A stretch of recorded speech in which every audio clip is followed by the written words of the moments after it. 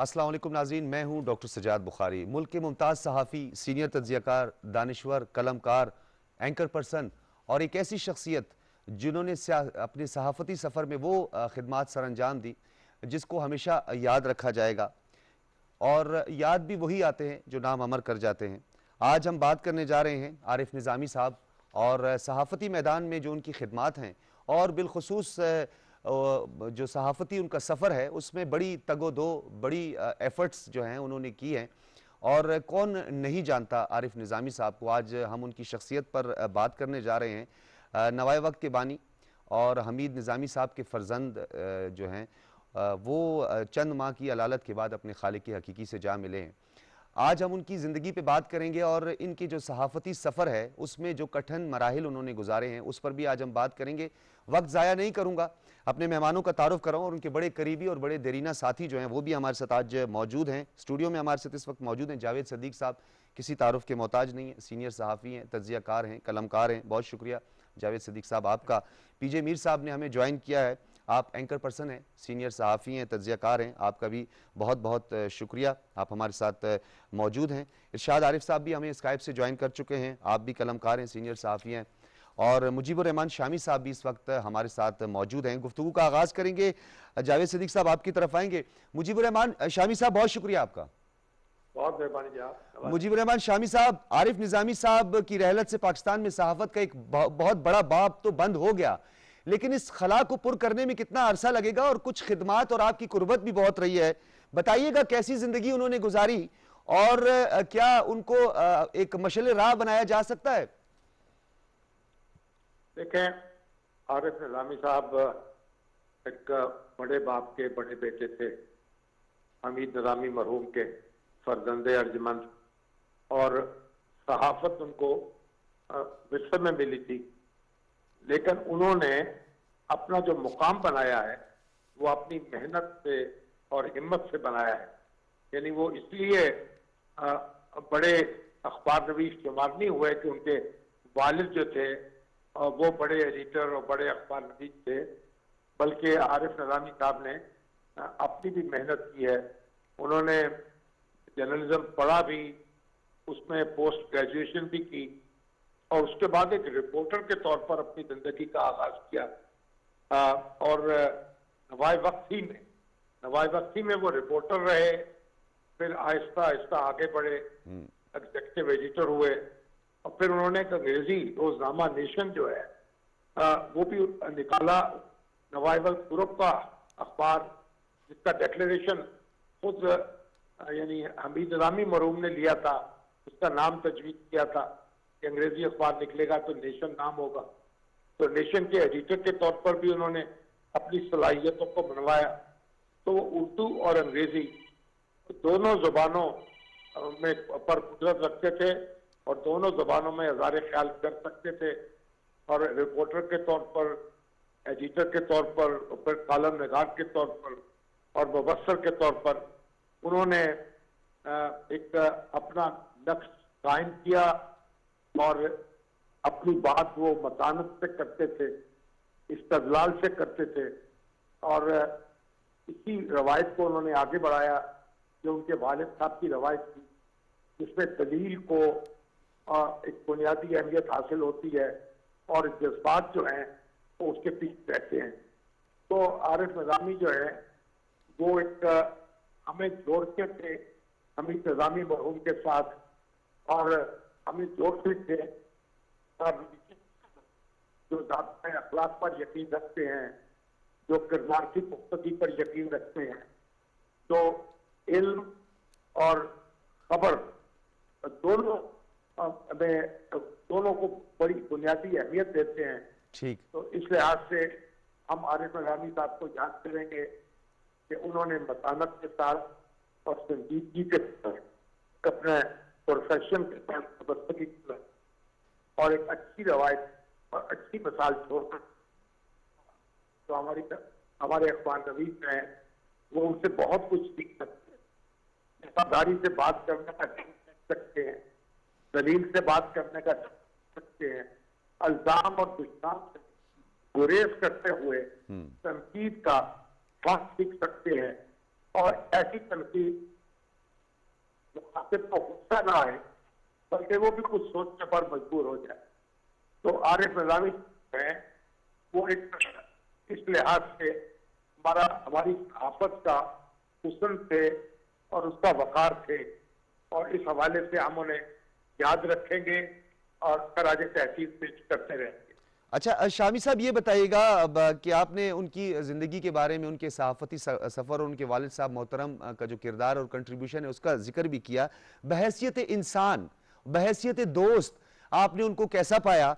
और जिस तरह कहा जाता है कि निज़ामी साहब जो है वो सोशल वैल्यूज़ और मोरालिटी यानी मॉरल वैल्यूज़ जो है उसको बड़ी फोकियत और इंपॉर्टेंस दिया करते थे। बिल्कुल दुरुस्त बात है। उनके वो एक अखबारी का, यानी उन्होंने रिपोर्टर अपने काम का किया, वो और उम्र तक उनकी जो रिपोर्टिंग थी वो बेहतर रही। उन बड़ी बड़ी स्टोरी, आपको याद है मोहतरमा बेनज़ीर की हुकूमत को जब उनके अपने दलील पे तो ये ब्रेक, और उसमें जब ये खबर शायद सुर्खी के तौर पर छपी तो मोहतरमा बेनज़ीर भुट्टो को भी यकीन नहीं आ रहा था कि ये खबर दुरुस्त है और ऐसा हो सकता है, लेकिन ऐसा हुआ और फिर वो असेंबली तहलील हो गई, उनकी खबर दुरुस्त साबित हुई। आरिफ निजामी के एक सरगर्म, वो एक अखबार नवीस, अमली अखबार नवीस थे। वो सिर्फ बैंकों पर बैठकर तस्दीक नहीं करते थे, वो लोगों से बराह रास्त रास्ता होता था, उनका ताल्लुक कारकुनों से उनका बड़ा था, वो उससे बराबरी की सतह करते थे, सही के दुख दर्द में शेयर हो, और इस वजह से उनको बड़ी कदर और मंजरत की निगाह से चाहता था। बहुत शुक्रिया मुजीबुर रहमान शामी साहब हमारे साथ मौजूद थे। जावेद सिद्दीक साहब, आपकी बड़ी कुर्बत रही है, आपके बड़े देरीना साथी रहे हैं। उनकी प्रिडिक्शन, उनकी दूरंदेशी जो है उसको आपने कैसा पाया? उनकी ज़िंदगी के और जो दीगर पहलू हैं उस पर तो हम ज़रूर बात करेंगे, लेकिन उनकी दूरंदेशी जिसका शामी साहब ने भी अभी जिक्र किया। देखिए, आरिफ साहब के साथ मैंने कमोबेश 30 बरस काम किया है नवाए वक्त में बतौर रिपोर्टर, और बाद में फिर मैं रेजिडेंट एडिटर रहा नवाए वक्त इस्लामाबाद। तो आरिफ साहब में बड़ी खूबियाँ थी। मिसाल के तौर पे वो मालिक भी थे, लेकिन दूसरी तरफ वो एक आमिल सहाफ़ी थे और ख़बरें फ़ाइल करते थे, ख़बरों का पीछा करते थे, और हमें भी ख़बरों के बारे में टिप दिया करते थे कि ये ख़बर है, इस पे आप काम करें। तो उन्होंने एक तरफ तो मालिकों की सफ़ में शामिल थे, दूसरी तरफ वो एक्टिव जर्नलिस्ट के तौर पर भी काम करते रहे। अभी शामी साहब ने जिस स्टोरी का जिक्र किया, 6 अगस्त 1990 वाली स्टोरी, जब बेनज़ीर भुट्टो की हुकूमत को ग़ुलाम इसहाक़ खान सदर डिसमिस करने वाले थे, तो उन्होंने उसी दिन यानी 6 अगस्त को नवाए वक्त और नेशन की जो लीड स्टोरी थी वो आरिफ निज़ामी साहब की थी कि आज बेनज़ीर भुट्टो की हुकूमत को डिसमिस कर दिया जाएगा, असम्बलियाँ तहलील कर दी जाएंगी, और उन्होंने केयर टेकर गवर्नमेंट के जो मेंबर्स हैं उनके नाम भी दे दिए। तो बेनज़ीर भुट्टो जो है वो बिल्कुल परेशान थी, अपसेट थी, और उनके कई जो करीबी कैबिनेट मेंबर्स थे वो कहते थे ये बेसलेस स्टोरी है, इसमें कोई सदाकत नहीं। और बेनज़ीर भुट्टो ने उस वक्त अपने एक एम्बेसडर एट लार्ज या गश्ती सफ़ीर हैप्पी मिनवाला को ऐवान सदर भेजा और उन्होंने कहा कि जाकर पता करें कि क्या सूरत हाल है, क्योंकि आरिफ निज़ामी साहब एक बड़े मुस्तनद साफ़ी थे और उनसे ये तवक्को नहीं की जा सकती थी कि वो ख्याल आराई या क्या सराई करेंगे। चुनाचे हैप्पी मिनवाला वहाँ गए, ये मेरे ज़ाती इल्म में है, ठीक, और हम इस स्टोरी को फॉलो कर रहे थे कि होगा क्या। तो हैप्पी मिनवाला को उस वक्त के सदर ग़ुलाम इसहाक़ खान ने कहा कि आप प्राइम मिनिस्टर को बताएं कि मैं कोई गैर कानूनी या गैर आइनी काम नहीं करूँगा। सही। तो हैप्पी मिनवाला इस बात की नज़ाकत को समझ नहीं सके और उन्होंने वहीं से बेनज़ीर भुट्टो को फ़ोन किया कि प्रेसिडेंट ने मुझे यकीन दिलाया है कि वो कोई गैर आइनी काम नहीं करेंगे। एक्चुअली आइन में आर्टिकल 58(2) भी उस वक्त थी और वो सदर जो हैं उसी आर्टिकल के तहत हुकूमत को डिसमिस कर सकते थे और असम्बलियाँ तहलील कर सकते थे। चुनाचे यही हुआ। हैप्पी मिनवाला ने ये फ़ोन किया सही। और उसके 3 घंटे के बाद हम सब अखबार नवीसों को जो सदर की सरगर्मियाँ कवर करते थे, अवान सदर बुलाया गया और सदर साहब ने प्रेस कॉन्फ्रेंस कर दी कि हम ये हुकूमत जो है इसको डिसमिस कर रहा हूँ मैं, और ये आइन के मुताबिक नहीं चल रही और मैं असम्बलियाँ तोड़कर नए इंतखाबात कराऊंगा। सही। तो ये आरिफ साहब की सही खबर थी। आरिफ साहब ने इसके अलावा जो तज्जिए करते थे वो बड़े, उनके एनालिसिस जो है वो तो हम सब के सामने। मैं जावेद सिद्दीकी साहब आपकी तो दोबारा आऊंगा। वजीर आजम पाकिस्तान जनाब Imran Khan, army chief general Qamar Javed Bajwa, दीगर आला ओहदेदारान, शख्सियात, गवर्नर खैबर पख्तूनख्वा, वजीर आला खैबर पख्तूनख्वा, इन सब ने जो है बड़े गहरे गम और रंज का इजहार किया है इस अजीम शख्सियत आरिफ निज़ामी साहब और उनके जो ख़ास तौर पर उनकी खिदमात हैं उनका बड़ा जिक्र किया है। वफाकी वज़ीर इत्तलात व नशियात फवाद चौधरी साहब के क्या तासुरात थे इस हवाले से, आइए आपको सुनाते हैं। आरिफ निज़ामी साहब की रहलत की ख़बर अभी मिली है, बहुत ही अफसोस हुआ। आरिफ निज़ामी साहब पाकिस्तान की सहाफ़त का एक बहुत ही लाजमी हिस्सा थे। CPNE के सदर थे और पाकिस्तान के सहाफ़ती हलकों में उनको बहुत ही एहतराम से देखा जाता था। इस हवाले से ये पाकिस्तान की सहाफ़त के लिए एक बड़ा नुकसान है। उसके अलावा जो हमारा एक ज़ाती ताल्लुक़ था, हमीद निज़ामी साहब जो नवाए वक्त के बानी थे और नवाए वक्त पाकिस्तान की तहरीक आज़ादी में एक बिल्कुल फोरफ्रंट के ऊपर था, और मेरे दादा चौधरी अवैस साहब और मेरे ताया चौधरी अल्ताफ़ साहब वो भी तहरीक आज़ादी का एक बहुत अहम और सरगर्म कारकुन थे। उस लिहाज से हमीद निज़ामी साहब से उनकी बहुत दोस्ती थी, जो बाद में आरिफ निज़ामी साहब के साथ वही ताल्लुक़ बरकरार रहा और उनको हमेशा हमने ख़ानदान के बुज़ुर्ग के तौर के ऊपर देखा। आज उनकी रहलत से एक बहुत बड़ा बाब बंद हो गया है पाकिस्तान की सहाफ़त का भी, और हमारा एक ज़ाती नुकसान भी हुआ है। मैं इस सदमे में पाकिस्तान की पूरी सहाफ़ी बरादरी के साथ और बिलखसूस आरिफ निज़ामी साहब के अहल खाना के साथ इज़हार अफसोस करता हूँ। खुदा उन्हें करीब रहमत करे। जी वेलकम बैक नाज़रीन। इरशाद अहमद आरिफ साहब आपकी तरफ आऊँगा। ये बताइएगा कि नवाए वक्त का तहरीक आज़ादी में जो कंट्रीब्यूशन है उसका भी ज़रा जिक्र कीजिएगा, और कोई तमहीद नहीं मानूंगा, ना ही मेरे पास कोई ऐसा सवाल है।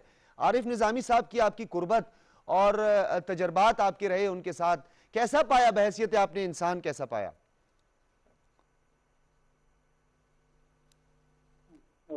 जिन लोगों को तारीख पाकिस्तान से ताल्लुक़ है या पाकिस्तान की तारीख को जानते हैं कि नवाए वक्त का और हमीद निज़ामी साहब का एक ख़ास किरदार था। हमीद निज़ामी मरहूम कायद आज़म के बहुत करीब थे। असल में वो अल्लामा इकबाल के जो हल्का नशीन नौजवान थे उनमें से थे, और उसी बिना पर वो कायद आज़म के करीब हुए। मुस्लिम स्टूडेंट्स फेडरेशन के वो बानी सदर थे। तो आरिफ निज़ामी साहब को ये सारी चीज़ें विरसे में मिली थी और नवाब की और हमीद निज़ामी की लेगेसी उनको मिली थी। जो आरिफ निज़ामी साहब का मामला था वो ये था, दो चीज़ें उनकी इम्पॉर्टेंट है जिसका जिक्र बहुत ज़रूरी है। दयानतदार, पेशा वराना दयानत। वो हर मामले को कभी वो इस अंदाज में नहीं देखते थे कि मेरा ज़ाती मफाद इसमें क्या है या मुझे ज़ाती तौर पर क्या फ़ायदा हो सकता है। वो ख्वाहिश को खबर का दर्जा नहीं देते थे और तजज़िये में ज़ाती मफाद को और ज़ाती ख्वाहिशात को शामिल नहीं करते थे, और इसी बुनियाद पर उनकी ना कभी किसी खबर की तरदीद हुई, ना ही उनके तजज़िये गलत साबित हुए। और दयानतदारी का ये आलम रहा कि ज़ुल्फ़िकार अली भुट्टो साहब के साथ उनके ज़ाती ताल्लुकात थे, जनाब नवाज शरीफ साहब के साथ उनके ज़ाती ताल्लुकात थे, मोहतरमा बेनज़ीर भुट्टो साहबा के साथ उनके ज़ाती ताल्लुकात थे, जनाब आसिफ ज़रदारी साहब के साथ उनके ज़ाती ताल्लुकात रहे, इमरान खान से उनका ज़ाती ताल्लुक है। लेकिन कोई हुक्मरान, कोई वज़ीर इत्तलात ये नहीं कह सकता कि आरिफ निज़ामी साहब ने उनसे कोई ज़ाती फ़ायदा उठाया है। ठीक है। वो बहुत मेहनती सहाफ़ी थे, वो साहिब मुतालिया सहाफ़ी थे। आजकल आमतौर पर सहाफ़ी जो है इल्ला माशाअल्लाह किताब पढ़ना, मुतालिया करना वो अपनी तौहीन समझते हैं, क्योंकि समझते हैं कि अक्ल कुल हैं। लेकिन आरिफ निज़ामी खुद भी मुताले के शौकीन थे और अपने कलीग को, अपने साथियों को, अपने जूनियर्स को भी कहा करते थे कि आप मुतालिया किया करें। और मेहनत और मुतालिया दो ऐसी चीज़ें हैं जो सहाफ़ी की कामयाबी में अहम किरदार अदा करती हैं। मैं ज़ाती तौर पर जानता हूँ कि जब वो नवाए वक्त से अलग हुए तो दो बड़े बिजनेस टाइकून्स ने उनसे रब्ता किया और उनको तरगीब दी कि हम इन्वेस्टमेंट करते हैं, आप मीडिया हाउस कायम करें। लेकिन आरिफ निज़ामी साहब ने मदद कर ली और जब एक मौका पर मैंने उनसे कहा कि फलां आदमी तो बहुत सीरियस था, तो आपने ऐसा क्यों नहीं किया, तो उन्होंने कहा आरिफ साहब मैं जो भी करूँगा अपने वसाइल से करूँगा, अपने तौर पर करूँगा। मैं हमीद निज़ामी मरहूम का बेटा हूँ, मैं नहीं चाहता कि उनके इज्जत और वक़ार में मेरी वजह से कोई कमी आए और मैं किसी दूसरे के मीडिया हाउस चलाते हुए खुद इस्तेमाल हो जाऊं। मैं ऐसा नहीं करूंगा। चुनांचे अपने वसाइल से उन्हें पाकिस्तान टुडे निकाला और चलाया माशाल्लाह। अंग्रेजी और उर्दू सहाफत पर उनको कमांड हासिल थी। उनके तजज़िये जो वो बोलते भी थे और जो लिखते थे नेशन में नवाब वक्त में उनके छपा करते थे, वो पढ़ने के काबिल होते थे, क्योंकि वो बुनियादी तौर पर एक प्रोफेशनल आदमी थे और वो उस नस्ल से ताल्लुक नहीं रखते थे जो मादर इधर आज़ाद सहाफत करते हैं या अखलाकी अखबार और साफ़ी रिवायात को अहमियत नहीं देते। वो समझते थे कि सहाफत एक जिम्मेदारी का नाम है, सहाफत दयानत का नाम है, सहाफत खिदमत का नाम है और एक सहाफ़ी को दयानतदार भी होना चाहिए, अवाम का खिदमतगुजार भी होना चाहिए और इंतहाई जिम्मेदार भी होना चाहिए।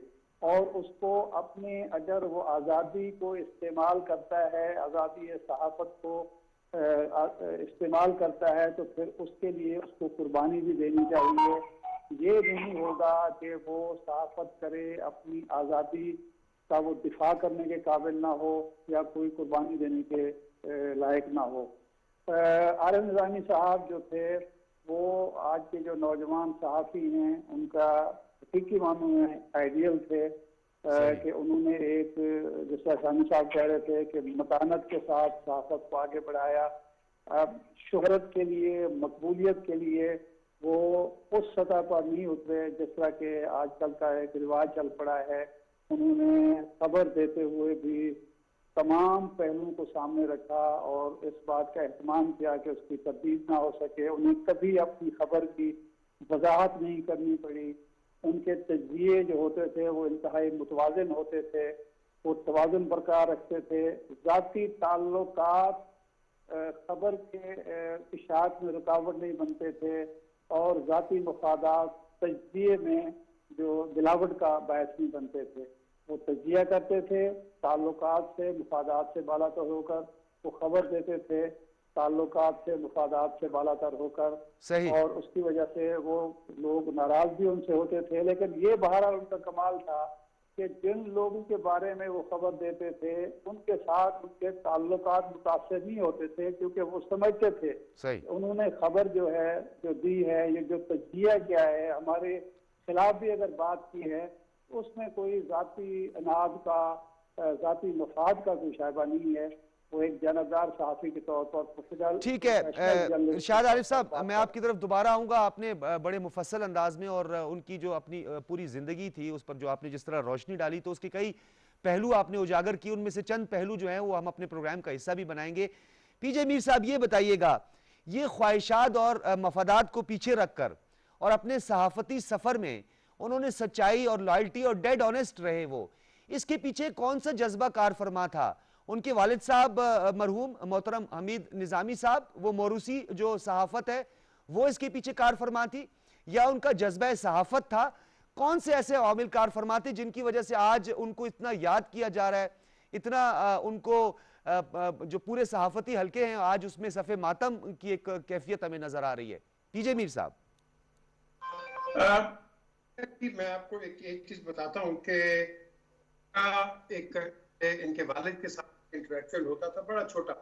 तो मैं तो 26 क्वींस रोड पर ये मेरे दादा के पास आया करते थे, इनके भाई भी थे मजीद, तो ये बैठे होते थे, बड़े साहबी वहां बैठा करते थे, तो एक इंटरेक्शन होता था। लेकिन उस वक्त आप कह लो कोई अकल नहीं थी, समझ नहीं थी कि कौन लोग है। But gradually over the period of time जब पता चला कौन क्या है क्या नहीं है, तो मैंने इनको आप कह लो कि जानने की कोशिश की। फिर आरिफ के साथ मेरी एक इंटरेक्शन हुई, क्योंकि इनकी जब शादी हुई, मेरे दुनिया के अंदर जो आप कह लो द बेस्ट दोस्त, मेरा और इमरान खान का बेस्ट दोस्त अजमत अली खान, वहां हुई, बिकॉज उनकी बहन के साथ इनकी शादी हुई है, नीना के साथ। अब ये वहां से इंटरेक्शन ज्यादा बढ़ा, और एक तो प्राइवेट इंटरेक्शन था from a family side of view, और दूसरा इंटरेक्शन था मेरा इनके साथ ऑन अ जर्नलिस्टिक व्यू। मेरे साथ इन्होंने कई टूर्स किए, या मैंने इनके साथ कई टूर्स किए, प्रेसिडेंशियल टूर्स हैं, प्राइम मिनिस्टर टूर्स थे, अमेरिका, उसके बाद स्पेन और लंदन, तो हमने बड़े टूर्स किए। अब उसके अंदर इंसान जब आप एक सफर पे होते हो तो आप गेज करते हो एक दूसरे को प्रोफेशनली, और इनको जो मैंने देखा है पर्टिकुलरली यूनाइटेड नेशंस के अंदर, इनको न्यूयॉर्क के अंदर देखा, जो इनका इंटरेक्शन था लोगों के साथ, I think that was outstanding. Professionally he was way ahead of everybody, और प्राइवेटली अगर आप इनको गेज करें, ही was a gentleman, he was a kind man, he was a quiet man, और इनका बड़ा वो एक ड्राई सेंस ऑफ ह्यूमर था जो कि हम एंजॉय करते थे बाकी सारे। और एक मीटिंग हुई हमारी मिलेनियम होटल में न्यूयॉर्क में, तो ये सेनेटर तारिक अजीम थे हमारे साथ, तो नीचे हमें वो लिफ्ट जब हम गए तो शत्रुघ्न सिन्हा, वो इंडियन एक एक्टर हैं, तो वो हमें मिले, और जिस तरीके से इनकी गुफ्तगू उनके साथ हुई है, यार that was something like he was an ambassador of Pakistan. मुझे मजा चला, अच्छा लगा कि भाई एक सुलझी हुई एक सही जबान के अंदर आप एक उस आदमी से गुफ्तगू कर रहे हैं जिसका मुल्क हमारे साथ क्या क्या नहीं करता। तो मैं समझता हूँ कि Arif Nizami was an allrounder, he was a gentleman. और आज जो खबर मिली वो सुबह से खबर शुरू हो गई, हालांकि इनकी डेथ जो हुई है it is at 4:45, not early in the morning, जब से खबर शुरू हुई है। सो ये मैं जरूर इस पर एक रिजर्वेशन रखूंगा कि हमें ऐसी खबरें पहले नहीं चलानी चाहिए कि आप फैमिलीज के अंदर आप परेशानी कर दें। उनकी वाइफ बहुत परेशान थी, हालांकि बच्चे लेने गए थे, इनकी बॉडी जब बताया गया कि नहीं जी वो he has gone away, so but eventually I mean he was critical but he had not gone, so 4:45 is his actually death time. तो बस it was a shock, it was a terrible shock। 5 दिन पहले मैंने बात कर रहा था घर पे, तो मैंने कहा भाई नीना मुझे बताओ कैसा है ये, ठीक है क्या है? No he is getting better, he is fine, but Allah Taala का ये करना था। वो कहते हैं कि वही आपको बनाता है, वही आपको लेके चला जाता है। बिल्कुल ठीक है, उसके आगे हम कुछ बहुत खूबसूरत, बहुत खूबसूरत। पीजे मीर साहब आपने बड़ी शानदार बात की है। सलमान गनी साहब भी इस वक्त हमारे साथ मौजूद हैं, किसी तारुफ के मोहताज नहीं है, मुल्क के मुमताज़ साफ़ी हैं, सीनियर तज्ज़ियाकार हैं, आरिफ निज़ामी साहब के बड़े करीब रहे हैं, उनके बड़े अच्छे साथी भी हैं। बहुत शुक्रिया सलमान गनी साहब आपका। थैंक यू जी। जी सलमान गनी साहब बताइएगा, आरिफ निज़ामी साहब की ज़िंदगी के कई पहलुओं पर हम बात कर चुके हैं। बड़ी अजीम शख्सियात हमारे मुल्क में जिनका आज भी जिक्र किया जाता है। आमराना अदवार में भी उन्होंने डट कर मुकाबला किया। उनका जो कलम है कभी जंगालूद नहीं हुआ, हमेशा आबे जमजम से उनका जो जंगालूद कलम थे उनको भी धोकर उन्होंने पेश किया, लिखा उससे। तो ये बताइएगा कि आरिफ निज़ामी साहब जो हैं, क्या जिस तरीके से शोरिश काश्मीरी और उसके बाद हमीद निज़ामी साहब, और उसके बाद क्या हम कह सकते हैं कि ये उस सफ में शामिल थे या उस सफ का हिस्सा हम उन्हें कह सकते हैं?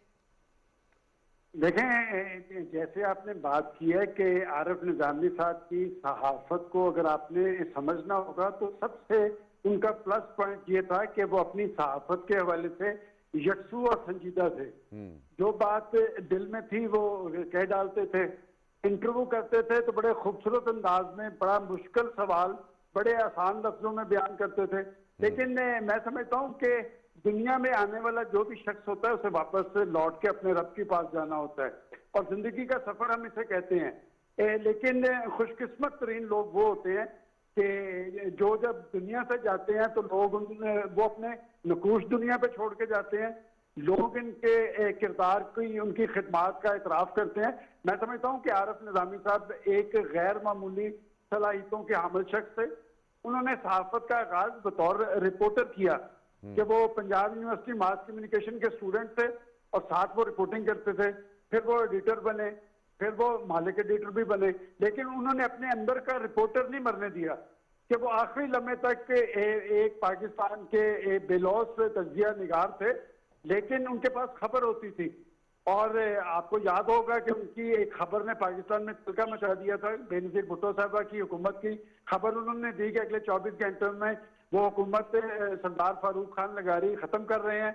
और उन्होंने निगरान हुकूमत के प्राइम मिनिस्टर गुलाम इसाक खान, सब के जी, नाम जी, दिए। गैर जी। मामूली एक खबर थी और वो खबर उनकी 100% सच साबित हुई। वो खबर के मामले में हमेशा यकसू होते थे और उनकी खबर में जज्बातियत का अंसर नहीं होता था। देखें, हमारी जर्नलिज्म में जज्बातियत हावी हो गई है। हम लोग खबर के साथ अपना तजिया देना शुरू कर देते हैं। लेकिन आरिफ निजामी साहब को ये क्रेडिट था कि वो एक क्रेडिबल जर्नलिस्ट इसलिए बने कि उन्होंने खबर के अंदर खबरियत रखी और तजिए के साथ उन्होंने तजिया किया, और इसीलिए पाकिस्तान के अंदर वो एक गैर मामूली अहमियत और हैसियत के आमल थे। देखें, वो एक नामवर शख्स के बेटे थे, लेकिन उन्होंने जो जर्नलिज्म में अपना मुकाम बनाया वो उन्होंने खुद बनाया। वो हमीद निजामी के बेटे जरूर थे, वो मजीद निजामी साहब के भतीजे थे, लेकिन उन्होंने स्ट्रगल नहीं छोड़ी। आज पाकिस्तान के अहले सहाफत जो अफसोस का इजहार कर रहे हैं, वो हमारी सहाफती तारीख का एक दरख्शंदा सितारा थे जो आज डूब गया। अल्लाह ताला उनकी मंजिलें आसान करे और तमाम लोग उसके लिए दुआ गो हैं। आज जब उनका जनाजा पढ़ने में वहां गया तो हर शख्स ये साबित कर रहा था कि आरिफ निजामी साहब से उनका ज्यादा ताल्लुक है। इंतहाई शफीक और नफीस इंसान थे, और सबसे अहम बात जो जर्नलिस्टों में कम होती है, वो बड़े खुश लिबास थे। आपने देखा होगा वो उनका लिबास भी हमें उनकी एक पर्सनैलिटी के साथ मैच खाता था, और वो समझते थे कि जी हमें जिस जगह जाएं जाकर बात करें तो हमारी शख्सियत का भी एक निखार होना चाहिए। और मैं समझता हूँ कि आज की जर्नलिज्म में जो हमारी नई आने वाली नस्ल है, उन्हें आरिफ निजामी साहब की सहाफत, आरिफ निजामी साहब का किरदार उनके लिए मशअल राह होना चाहिए। ठीक है, बहुत शुक्रिया आपका। सलमान गनी साहब हमारे साथ मौजूद थे। जावेद सिद्दीक साहब, ये बताइएगा कि अब जिस तरह सलमान गनी साहब ने भी एक बात की, ख्वाहिशात और मफादात का जिक्र तो हमेशा आता है हमारे सहाफ़ती हल्कों में, बदकिस्मती है। अब मैं ये भी नहीं कहूँगा, I am starting with my self. ये जो निज़ामी साहब की जो पूरी लाइफ थी, इस पूरी लाइफ में ये जो जज्बाती और एक नज़रियाती वाबस्तगी जो थोड़ी थोड़ी पाई जाती है, हमारे हल्कों में ही पाई जाती है, उस तमाम वाबस्तगियों से वो बालातर थे।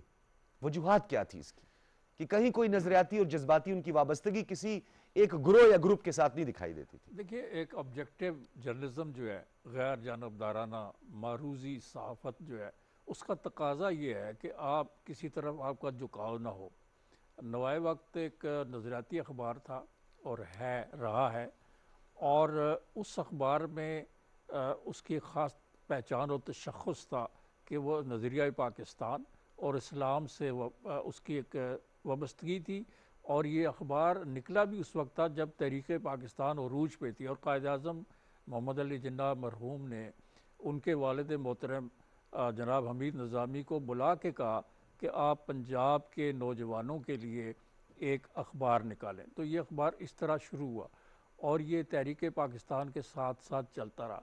लेकिन आरिफ साहब ने ये नहीं किया, उन्होंने दूसरी साइड यानी जो थोड़ी लिबरल साइड थी उसके साथ भी उनके ताल्लुकात रहे। ये नहीं किया कि उनके साथ नफ़रत की या ये कि उनके ख़िलाफ़ कोई तासुब बरता।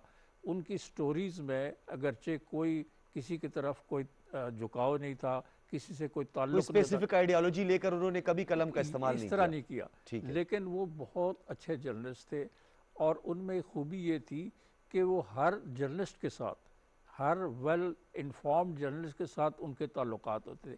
वो बहुत वेल कनेक्टेड थे। मिसाल के तौर पे पाकिस्तान का कोई प्राइम मिनिस्टर, प्रेसिडेंट और जो चीफ मिनिस्टर्स थे और आला ओहदों पे फायज़ लोग, तमाम सियासी जमातों के, कोई भी सियासी जमात जो पावर में होती थी, आरिफ साहब उनके साथ वेल कनेक्टेड होते थे। मुझे अच्छी तरह याद है कि वो जब मिल के आते थे इन लोगों से, तो जो चीज़ें उनके नज़दीक ख़बर होती थी वो कई मरतबा उन्होंने मेरे साथ भी शेयर की कि ये ख़बर आप बना के दे सकते हैं। तो जब वो वापस आते थे इन मुलाकातों के बाद, जो ऑफ द रिकॉर्ड नहीं होती थी, तो बहुत सी ख़बरें वो शेयर करते थे। मुझे ये भी याद है कि वो इस्लामाबाद से लाहौर जाते हुए मोटरवे पर कार से मुझे फ़ोन पे भी कई दफ़ा लिखा देते थे कि ये पॉइंट्स है, इन पे ख़बर बना दें। तो बार हम उनको पेश कर देते कि ये ख़बर है।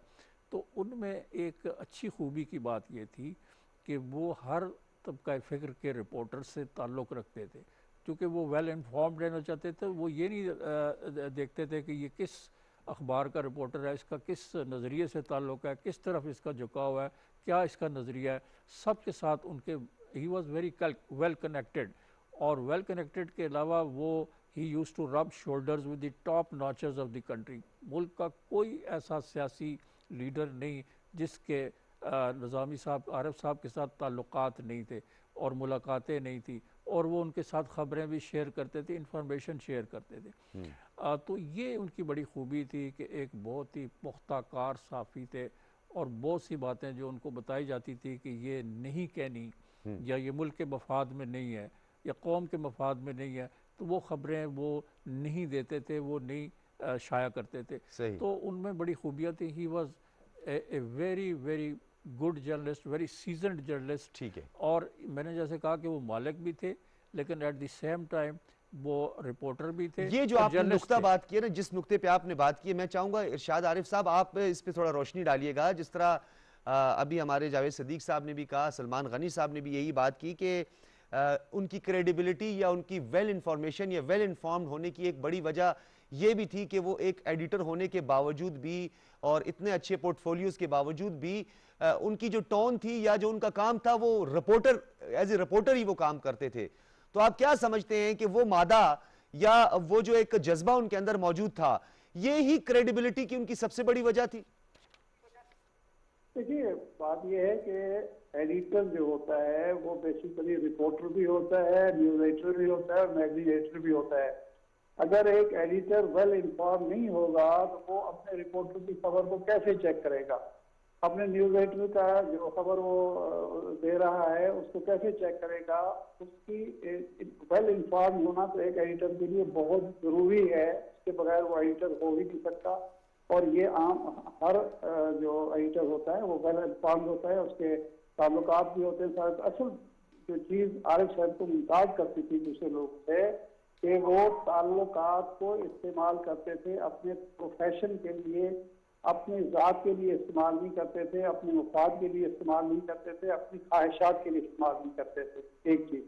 दूसरा ये था कि उनका जो रसाई थी लोगों तक वो इस बेस पर थी कि वो जो सहाफ़ी अक़दार रिवायात की पाबंदी करते थे, वो ऐसे सहाफ़ी नहीं थे जो अपनी ऑफ द रिकॉर्ड खबर को कभी अफशा होने दें।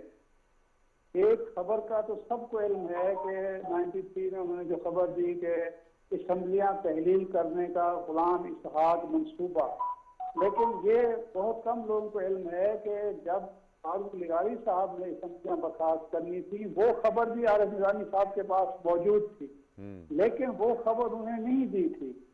वो इसलिए नहीं दी थी कि उस अमल में मजीद निज़ामी साहब और आरिफ निज़ामी साहब किसी सतह पे शरीक थे, तो इसलिए उनकी जो सहाफ़ती और पेशा वराना जो दयानत का तकाजा था वो ये था कि वो उस ऑफ द रिकॉर्ड को जाहिर ना करें, वो उसको रिकॉर्ड पर ना लाएं। इसलिए इतनी बड़ी खबर होने के बावजूद उन्होंने वो खबर अपने अखबार में शाये नहीं की।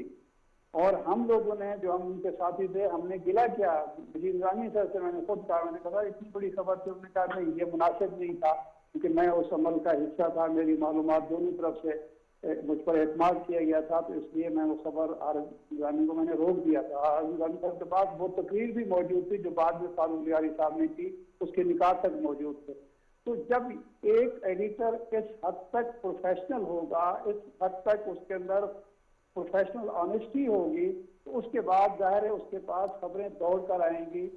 जो सोर्सेज होंगे वो खुद उनसे रब्ता करेंगे, वो उन पर एतमाद किया जाएगा। और ये इनफरादियत थी आरिफ निज़ामी साहब की। आरिफ निज़ामी साहब की दूसरी इनफरादियत ये थी कि नवाब वक्त में तो वो मालिक की हैसियत से काम करते थे, लेकिन अपने वर्कर के साथ वो वर्कर होते थे।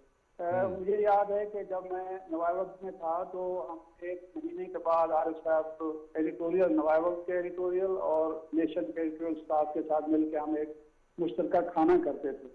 जब वो आरिफ साहब अलग हो गए, फिर मैं भी अलग हो गया, कुछ और लोग अलग हो गए। एक दफ़ा उन्होंने खाना किया, उन लोगों को जो नवाब वक्त में नहीं रहे थे बुलाया, तो वो तकरीबन जो 6-7-8 दोस्त थे वो इकट्ठे हुए। तो आरिफ साहब कहने लगे कि ये तो लगता है कि अंजुमन मुतासिरीन नवाब वक्त बन गई है।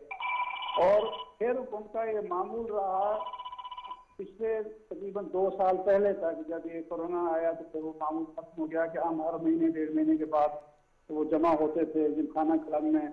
आरिफ साहब, सजाद मीर साहब, रिजवान अशरफ साहब, सिकंदर लोधी साहब, हमारे सलमान गनी साहब भी थे। तो ये इकट्ठे होते थे, खाना खाते थे, गप्पे हाँकते थे। तो इनका पाकिस्तान टुडे में भी यही मामूल है। अपना जो स्टाफ था उनका, जो एडिटोरियल लोग थे या दूसरे शोबों के लोग थे, उनके साथ उनका रवैया मालिक और मुलाजिम का नहीं था, उनका एडिटर और वर्कर का नहीं था, बल्कि वो कुलीग थे सारे के सारे। और इस बुनियाद पर वर्कर उनके साथ मोहब्बत भी करते थे, उनसे सीखते भी थे। एक जो हमारे यहाँ अब सवाल आया है मीडिया हाउसेस में, जो सीनियर जूनियर के दरमियान तफरीक आ गई है, लेकिन आरिफ निजामी उस नस्ल से। अच्छा इरशाद साहब, आप जो बात कर रहे हैं उस पर मजीद भी हम रोशनी डालेंगे। इस वक्त हमारे साथ मौजूद हैं सुहेल वड़ाइच साहब, किसी तारुफ के मोहताज नहीं है। सुहेल वड़ाइच साहब, बहुत शुक्रिया आपका। बहुत मेहरबानी। सुहेल वड़ाइच साहब, क्या कहेंगे आप आरिफ निजामी साहब की जिंदगी, उनका जो सहाफती सफर है और उनका जो सहाफती अकदार? जी, आरिफ निजामी साहब एक प्योर प्रोफेशनल और एक प्राउड सहाफी थे। उन्हें अपनी सहाफत पर भी नाज था और सहाफत को वो एक ऐसा पेशा समझते थे जिसपे वाकई नाज होना चाहिए। उनकी खबरें, एक्सक्लूसिव खबरें जो थी, उन्होंने धाक बिठा दी उनकी सहाफत की। उनके एनालिसिस हमेशा परफेक्ट होते थे, हमेशा न्यूट्रल बात करते थे और वो बात करते थे जो हक और सच की बात होती थी। हमेशा उन्होंने हुक्मरानों की महफिलों में खुलकर तनकीद की, खुलकर बात की। वो बात कहते थे जो कोई दूसरा कहने से घबराता था, बिल्कुल किसी से खौफ नहीं खाते थे और वाकई हमको सदाकत जो है उसकी बात करते थे। अच्छा सुहेल वड़ाइच साहब, अभी इरशाद आरिफ साहब भी यही फरमा रहे थे। हमारे साथ स्टूडियो में जो है दीगर शख्सियात में जावेद सदीक साहब भी मौजूद हैं, पीजे मीर साहब भी मौजूद हैं। कहा यह जा रहा था कि खुश इखलाक और खुश लिबास भी थे। आजिज़ी और खाकसारी के बारे में आप क्या कहेंगे वर्कर्स के साथ बिलखुसूस? बहुत खुश लिबास थे, बिल्कुल खास तौर पर लिबास का ख्याल रखते थे, हमेशा कपड़े पहनते थे और हमेशा तैयार होकर आते थे कहीं भी, किसी भी फंक्शन में। ये नहीं है कि कैजुअल उठकर आ जाएं। और दूसरा, आज भी जिस तरह मानो में आप कह रहे हैं वो नहीं थी। उन्हें बड़ा प्राइड थी जर्नलिज्म, वो इस पे बहुत अपना फख्र करते थे कि हम साफी हैं और हम साफी जो है वो हक सच की बात करें, और इसी पे उन्हें फख्र था, नाज था। अच्छा सुहेल वड़ाइच साहब, ये भी बताइएगा कि पाकिस्तान में सहाफत के हवाले से हम देखते हैं तगोदोर मुख्तलिफ जर्नलिस्ट की, सहाफ़ियों की रही हैं, आज भी वो हमारे लिए मशले राह हैं। अगर हम निज़ामी साहब की बात करें तो उन चट्टानों को अबूर करना, उन मराहिल को, उन आमराना अदवार को जो उन्होंने गुजारे, क्या कहीं पे उनको आपने थका हुआ देखा या कहीं पे मायूसी का कोई अंसर आपने उनके अंदर देखा हो? नहीं नहीं, बिल्कुल नहीं, कभी मायूस नहीं देखा। हमेशा वो पुरुम्मीद होते थे। उन्होंने बड़ी एक्सक्लूसिव खबरें, मोहतरमा बेनजीर भुट्टो की हुकूमत जाने की जो खबर थी 96 की, वो थी। इसके अलावा उसके इमरान खान की शादी की खबर उन्होंने ब्रेक की और उनके जो तजज़िये थे वो बड़े परफेक्ट होते थे। हर पार्टी से उनका राब्ता था। कभी ऐसा नहीं हुआ, वो नवाए वक्त में थे लेकिन पीपल्स पार्टी से भी उनका राब्ता रहता था। तो वो एक प्योर बैलेंस्ड जर्नलिस्ट थे, प्रोफेशनल थे और हमेशा जो एक्सक्लूसिव खबरें हैं उन पर उनकी नजर रहती थी। सुहेल वड़ाइच साहब बहुत शुक्रिया। पीजे मीर साहब आपकी तरफ आएंगे। सुहेल वड़ाइच साहब ने उनके तज्जिए का, उनके एनालिसिस का, उनकी ज़िंदगी और इस पूरे सफ़र की बात की और आपने भी कई पहलुओं पर बात की। ये बताइएगा कि ये खबर की इम्पोर्टेंस, खबर की जो इनफरादियत है, ये वो कैसे आप डिफाइन करेंगे, वो कैसे इसको लेते थे? क्योंकि खबर जो है, अब माजरत के साथ यहाँ पे हादसाती सहाफत ने भी खबर को जो है वो उसका सत्यानाश ही मैं कहूँगा कर दिया है। तो खबर की जो इम्पोर्टेंस है उसे किस तरह बयान करते थे और उसको किस तरह लेके चलते थे? इनके लिए खबर खबर थी। ये डिस्टॉर्ट नहीं करते थे, कोई स्टोरीज ऐड नहीं करते थे, कोई फैंटेसी वर्ल्ड में नहीं लेके जाते थे। बड़ी ऑब्जेक्टिविटी से ये इनकी जो नैरेटिव है वो आपके सामने आता था, वो इनके एडिटोरियल्स में भी और इनकी रिपोर्टिंग के अंदर भी। अब आपने जो सवाल किया बड़ा इंटरेस्टिंग है। ये उस वक्त बनता है कि जब आपके अंदर लोग जो हैं, कोई भी लीडर हो या मिनिस्टर हो या कोई भी हो, उसको आप पे कॉन्फिडेंस हो। लोगों का कॉन्फिडेंस था इनके ऊपर। आप जो भी लीडर ले लें, जो भी मिलिट्री ले लें, दूसरा ले लें, इनका कॉन्फिडेंस था। और इनके जो कॉन्फिडेंस है इसलिए था बिकॉज इनकी जो न्यूज हमेशा एक क्रेडिबिलिटी से आती थी, and that is what made him. Because at the end of the day इन्होंने, जिस तरह अभी सुहेल बात कर रहे थे, ये बड़े बैलेंस्ड किस्म के ये जर्नलिस्ट थे।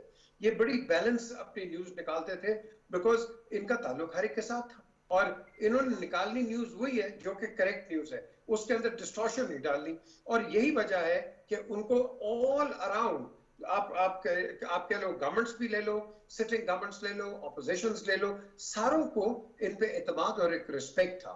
और इनका बाहर जाके तो मैं समझता था ये सहाफी नहीं थे, ये बल्कि एक पाकिस्तान के अनऑफिशियल एम्बेसडर थे। एंड आई रियली, मैंने इनको बड़ी दफा देखा बाहर फॉरेन जर्नलिस्ट से बात करते हुए, जो कि हमारे लीडर्स पे ऐसी तोहमत लगाते थे, और जिस तरीके से ये उनको रिबट करते थे, hats off to this man, and he was a wonderful representative for Pakistan. हमें इस तरह के लोग चाहिए। और आपने जैसे कहा मसले राह, आई होप हमारे जो अब जर्नलिस्ट हैं इनको इसी आप कह लो कि वो लाइन को आगे लेके चले, because we need people like Arif Nizami in this world, at least in Pakistan, कि जो कि अपना भी काम करें लेकिन साथ साथ पाकिस्तान के एम्बेसडर का भी एक काम करें। जी ठीक है पीजे मीर साहब। नहीं, बुखारी साहब भी इस वक्त हमारे साथ मौजूद हैं, किसी तारुफ के मोहताज नहीं हूँ, जैसा कि मैंने आपको, सलीम बुखारी साहब हमारे साथ मौजूद हैं। आज हमारे साथ ऐसी शख्सियात मौजूद हैं जिनका तारुफ करवाना जो है ज़रूरी मैं नहीं समझता, वो हर दिल अजीज़ हैं। सलीम बुखारी साहब, तमीद नहीं बांधूंगा, क्या कहेंगे आरिफ निज़ामी साहब की ज़िंदगी, आपके साथ उनका ताल्लुक और बड़ी कुर्बत रही है आपकी? जी देखिए, गुजारिश ये है कि इस किस्म के सानहे का, इस किस्म की ट्रेजेडी का लफ्जों में तो बयान मुमकिन नहीं है, इसलिए कि चाहे आप उनको एज ए प्रोफेशनल जर्नलिस्ट देखें, चाहे आप उनको एज ए एडिटर देखें, मैंने उनके साथ भी काम किया है, मैंने उनके अदारे में भी काम किया है।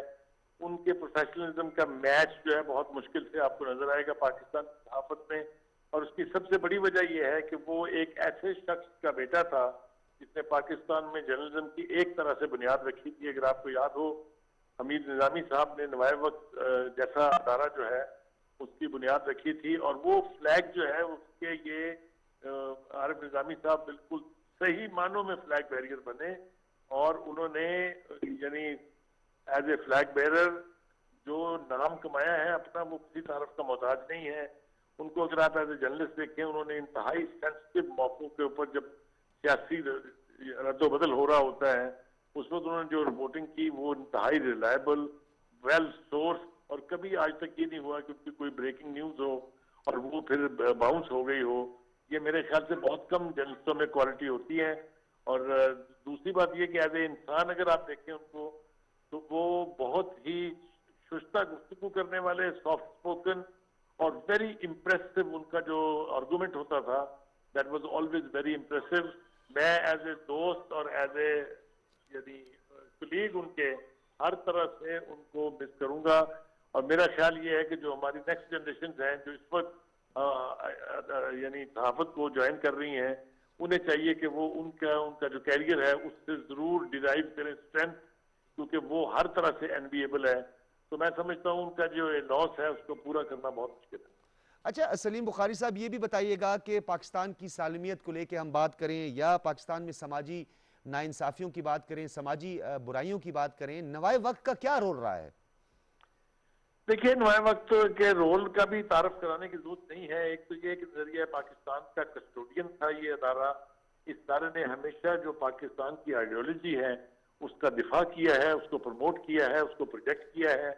तो इस अदारे की जो कंट्रीब्यूशन है for national ideology and Pakistan territorial integrity, वो मेरा ख्याल है किसी तरीके से भी अंडरमाइन नहीं की जा सकती। यकीनी तौर पे ये अदारा जो है ये पाकिस्तान की सालमियत के लिए एक बहुत ही अहम अदारा था। इसने तमाम जितने भी जर्नलिज्म के असूल हैं, जर्नलिज्म के नॉर्म्स हैं, उनको रिस्पेक्ट किया। और मैं समझता हूँ कि इस अदारे से जिन लोगों ने ट्रेनिंग हासिल की, जो यहाँ से तरबियत हासिल करके दूसरे अदारों में गए, उन्होंने वहाँ भी लैंडमार्क अचीवमेंट्स की हैं। तो इसको तो आप ये कह सकते हैं कि नवाए वक्त का अदारा एक तरह की जर्नलिस्टिक यूनिवर्सिटी। बहुत शुक्रिया। सलीम बुखारी साहब हमारे साथ मौजूद थे, सीनियर सहाफ़ी और कलमकार। जावेद सिद्दीक साहब, ये बताइएगा कि जिस तरीके से अभी सलीम बुखारी साहब भी कह रहे थे कि उन्होंने जो है जो सहाफ़ती ख़ास तौर पर उसूल हैं उनको मद्देनज़र रख के और हमेशा नवाए वक्त इसी पे काम करता रहा।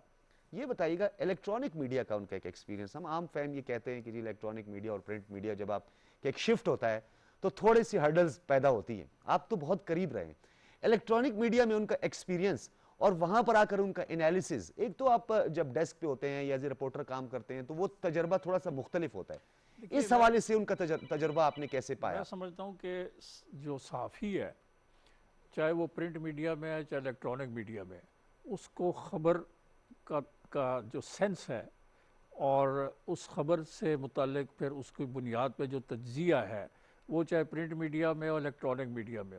आरिफ साहब ने अपने दौर में वक्त चैनल जो है नवाए वक्त ग्रुप का वो निकाला और लाइसेंस भी उन्होंने ही लिया था, और बाद में वो उससे अलग हो गए, लेकिन एक्चुअली उसकी बुनियाद आरिफ साहब ने रखी थी और आरिफ साहब ही उसके बानी थे। और फिर उन्होंने उसके बाद ज़ाहिर है कि वो नवाए वक्त ग्रुप से अलग हो गए, उसकी कई वजूह थी, वो इस वक्त डिस्कस नहीं हो सकती, वो अलग हुए। लेकिन फिर उन्होंने कई, मतलब उन्होंने एक बड़े टेलीविज़न जियो में काम किया एज एन एनालिस्ट।